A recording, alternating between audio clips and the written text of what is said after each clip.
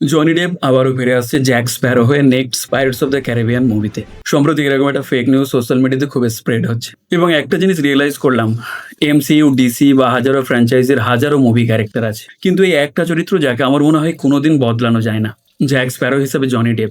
হয়তো আবারও একটা ইথান হান্ট বা আবারও একটা টনি স্টার্ক সম্ভব, কিন্তু ক্যাপ্টেন জ্যাক স্প্যারো হিসাবে one and only Johnny Depp ছাড়া আর কাউকে ভাবা সম্ভব নয়। 2016 সালে স্ত্রী অ্যাম্বার হেড তার বিরুদ্ধে ডোমেস্টিক ভায়োলেন্সের অ্যালিগেশন আনে এবং রাতারাতি ডিজনি জনি ডেপকে Pirates of the Caribbean movie থেকে বাদ দিয়ে দেয়।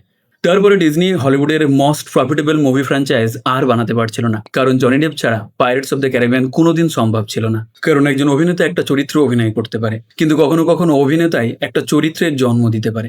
জ্যাক স্প্যারো সেই হাঁটা, কথা বলা, চোখে সেই এক্সপ্রেশন, সেই ক্রেজি হাসি, এগুলো অভিনয় ছিল না, এগুলো ছিল ম্যাজিক।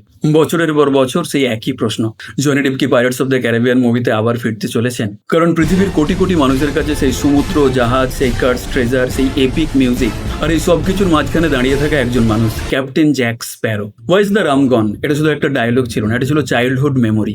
2022 সালে জনি ডেপ কোর্টে জিতে যান এবং পুরো রায় তার পক্ষে যায় এবং তারপর থেকে শুরু হয় আবারও জল্পনা পাইরেটস অফ দ্য ক্যারিবিয়ান নিয়ে। তবে এই জল্পনা যদি সত্যি হয়, তিনি যদি আবারও ফেরেন, তাহলে এটা হয়তো হলিউডের সবচেয়ে আইকনিক কামব্যাক হতে চলেছে।